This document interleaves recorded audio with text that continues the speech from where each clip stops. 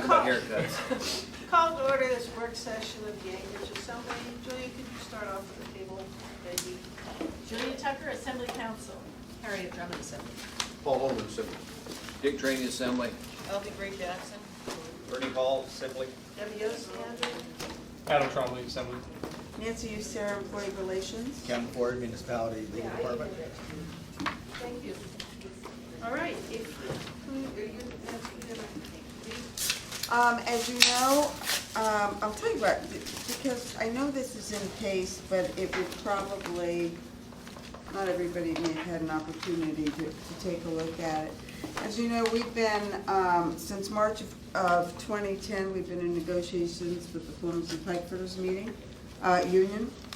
We have worked through the process. We've been following that process as outlined in the Employee Relations Ordinance 3.70.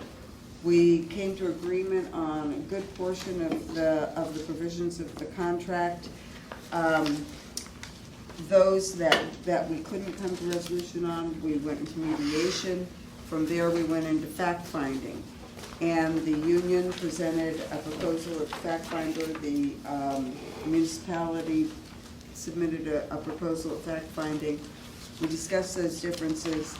The fact-finder issued his report, which has been provided to you. That's already been reported. Then the two parties went back into negotiations for 2 more weeks. And at the end of that period, the last best offers were put together. There were some significant changes in some of the proposals that came back that went to arbitration.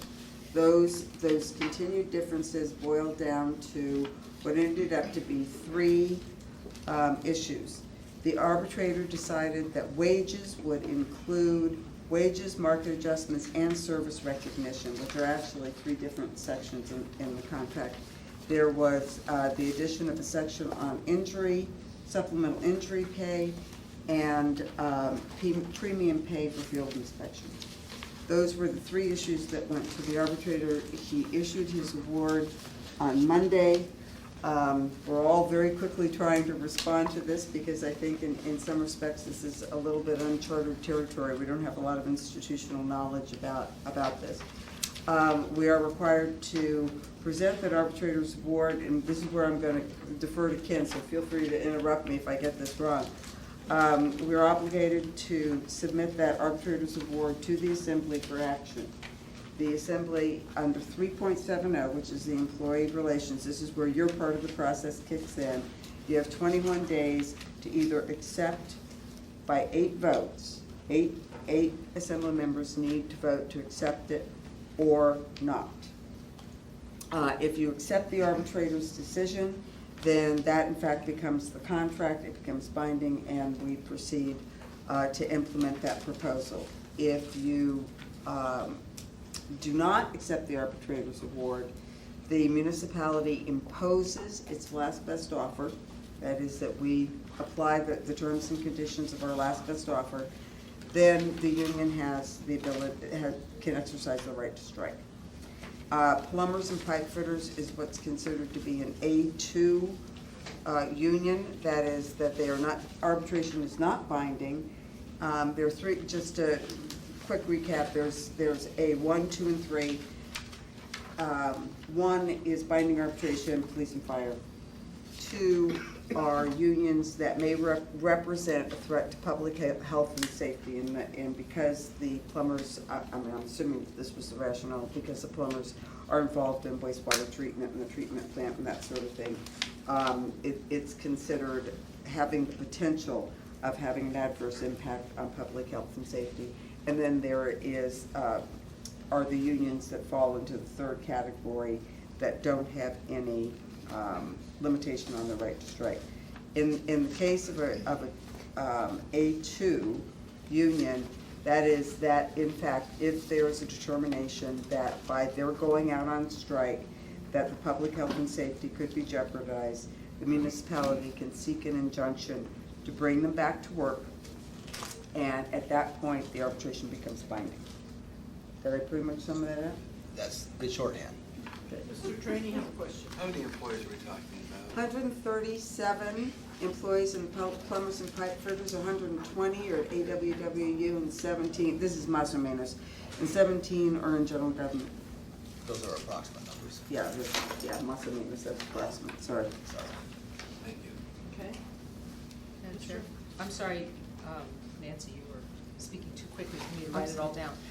If they strike and it is determined that they're having an impact on public health and safety, the municipality can seek an injunction to bring them back to work, and then, what was the rest of that sentence? And then the arbitration would be, the arbitrator's decision would be final. It would become binding. It would become binding. It essentially moves them into that And- 1A. Okay, and then my next question would be, of these 137 employees, how do you describe what they do, and how are you going to determine the threat to public safety if they, assuming that they may strike? I think, yeah, go ahead. I was gonna say, There, a number of these employees are not in, Right. if I say, public safety, health and welfare, critical positions, but, they may be doing welding or other jobs like that, but we have a number of this bargaining unit that actually are treatment plant operators, and they operate both water treatment and wastewater treatment. Public health is jeopardized within hours if a treatment plant isn't maintained, and these employees are highly skilled, certificated, technical employees. So that's why their presence is absolutely mandatory to protect public health. we could, however, if it were possible to have those functions performed by an outside contractor while this group is on strike, that's an option that would be available to us. Okay, thank you. Mr. Trady? Is one of these positions the one that puts the fluoride into the water that comes out of it closed now? Want to know? Because we're talking know. about public health. But that's a Well, that's a your great city question. manager is saying yes. I would assume so, that the treatment plant. Okay. Because I want to know what the chances are of going to court, and according to city managers, yes, these are, Fluoride. some of these people are the ones that put the fluoride in the water, and that's a public health issue. We saw what happened when Elmendorf had somebody else do it, they got 4 times the fluoride, couldn't drink the water. Yeah. But it's also all the other chemicals that they put in the water. Yeah, I know, but that's the one that everybody hears about. You don't need the rest of them. It's also Thank you. chemicals that are taken out of the water. That's correct, too. Mr. Huntley? If it's appropriate to ask, I guess, what's the previous contract, when's the last time, or what was the last, in terms of the last contract, what was, I guess, their pay adjustments, were there any raises in the last 5 years? Yeah, there were 2, what the arbitrators award,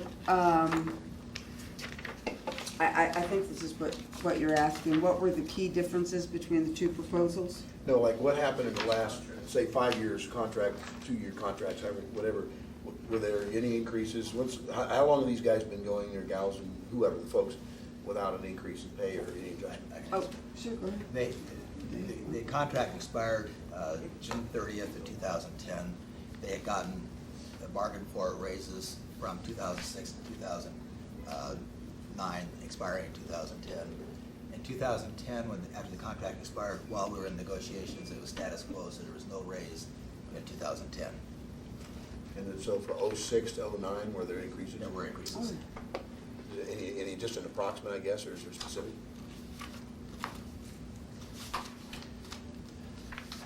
I'll give you just one position. This is the lowest paid position. The utility man 1, range 16, step A, was $19.94 in 2006. It was $20.43 in 2007, and $20.95 in 2008. Probably not a significant. I think it's about 2 or 2.5%, somewhere around there. It was probably CPI. I'd have to go back to it. And then, I don't know if it's appropriate again to ask, is there a recommendation from the administration? Our obligation is to present this to you for your consideration. Our last best offer was what we considered to be a fair offer to the union. Then, since you received the arbitrator's award, has that position changed at all? What was the largest increase? You went with the lowest, what was the greatest? Okay. Oh, Yeah, for the The previous. same. Yeah, the contract? previous contract, but All right. you went with the lowest. Yeah, What the was highest would have highest? been a range 24, step 4, which was, in 2006 was 3411. In 2007, it was 3496. And in 2008, it was 3584. Okay, thanks. Not including service revenue. Not including any of this pay increase. That's just pay increase, isn't it? That's That's just the base salaries. pay, Base base pay. pay. Okay. Okay. Do you have any more presentation? This is, Mr. Ford, do you have any presentation? I don't. All right, Mr. Raskins, I know that the code requires you to give an independent analysis of what the arbitrator recommended. Did your analysis also include looking at the last best offers, or did you just? And have we gotten that? Yeah. Yes, we do. Is it Here it in is. there? Give an I'm email sorry. today. Or online. oh, Oh, we make copies? oh, copies. Peter, do you want to talk about it at all? Do you want to explain anything? Or is it pretty self-explanatory? Pretty self-explanatory. We make copies. Yeah, again, 3.70 tells us exactly what we have to do in terms of presenting this arbitrator's award to you. And we are obligated to present to you the analysis of the cost analysis for the last best offer, as well as what the cost would be under the arbitrator's award. And that's what this summary does. Okay, well- There's more detailed information in the attachments Well, that we've that had are in paste. actually really concrete experience where the independent auditor's analysis didn't necessarily agree with the administration's analysis during We- the contract. we are- And so I oh, wanted, I'm sorry. excuse me, Nancy, I want to hear from Peter. I'm sorry. That's all right. Peter? We all agree. Okay, thank you. Now, I'm sorry, I got Ms., did you have a question? I did. Go ahead. Assuming let's assume that the arbitrator's position passes, and I'm assuming that's the $3.3 million increase, is that correct? What would that do to overall rates? What would be the percentage increase to overall rates to payers? Since payers cover this cost, correct? Right. Is there a- The majority of it are covered by ratepayers at AWWU. Right. A portion of that comes out of general government. I wouldn't be able to comment on what the impact that would have on rates. I don't know, and I don't, this would have to go into a rate case before the RCA anyway. I mean, they're gonna. Well, I understand that. I mean, the RCA is gonna approve the increase anyways if that's their contract, so. I have no idea what the number would be. It'd be the same dollar amount. There is an indicator for every $100,000 increase in expenditures at AWWU. It has a corresponding % increase to customers, and I have that number, but it's upstairs, so I can give it to Could you email it to all assembly members later? Thank you. Thanks. Anything else, Mr. Trombley? No, ma'am. Okay, Ms. Drummond? In that case, if we're talking about the potential impact on AWW rates, can we have the 17 employees in general government, can we have an analysis of the cost to taxpayers of the various settlement scenarios? Okay, that would help, thank you. Any other questions? Anything else from the administration? There's one thing, if I may. Go ahead. Nancy talked about as an up or down vote by the assembly on the arbitrators, the contract awarded by the arbitrator. There's actually a third eventuality, and that would be if the assembly doesn't take action within the 21 days, the arbitrator's award is automatically in place. Actually, that was a question I had. Since I was talking to the clerk about this yesterday morning, and she still had not received it then. She didn't receive it until late yesterday. And so the 21-day period, potentially, as Barbara and I counted, could go as far as including the next assembly meeting, That's which correct. would be the 30th. I believe So it 31st. isn't necessarily a vote required on Tuesday. That's Is that correct? That's correct. Okay, I just thought you guys should all know And the that. assembly could have a special meeting if you needed to. Sure, You're all anytime we yeah. can. Okay. And I just might mention, Mr. Drummond, that the impact to the general government is on the internal auditor's summary. Okay, the first column on the. Right, on, the- internal it's the audit. Okay, first so that's col- the 17, Correct. that's the 17 employees. Right. Okay? All right. Any other questions from anyone at this point? Go ahead. Does there have to be a public hearing on this item? Yes. I would assume so. No?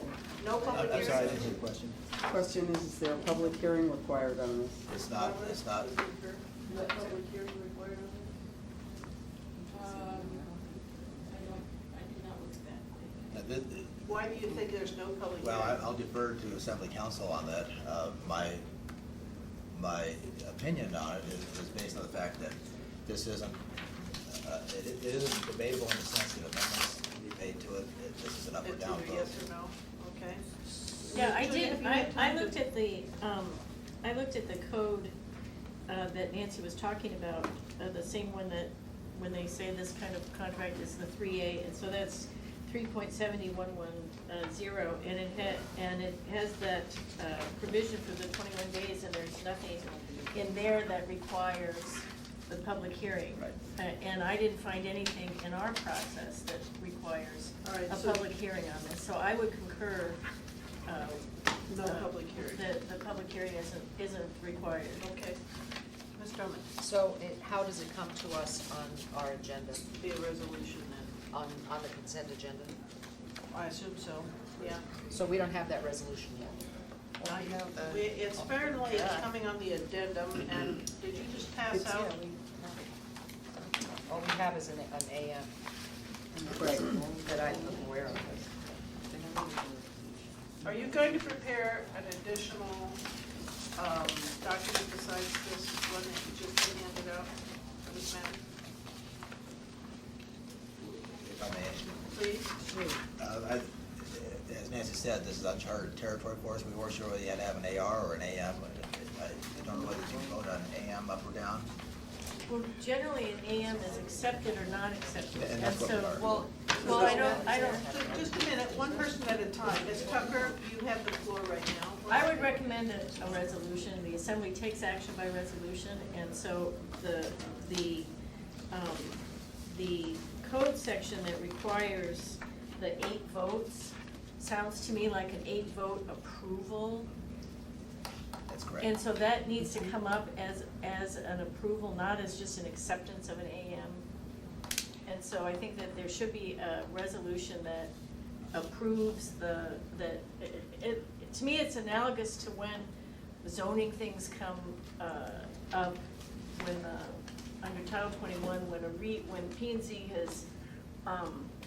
has denied a rezone, then planning is obligated to produce a resolution that in effect would overturn, if it was approved, their own decision, but it's a pro forma thing that comes up and the Assembly has to vote it up or down, and I think that that's the closest in the uncharted territory that we have to this, and I would recommend a resolution.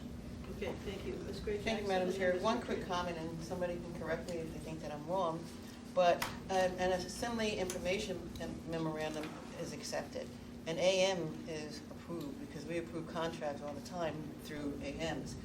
So, that's my 2 cents on whether we If need. I may. Yeah. Can you hold on just a second? Mr. Trady wants to weigh in too. Attendance of Assembly members, who besides me is not gonna be there on Tuesday? Good question. Do we know?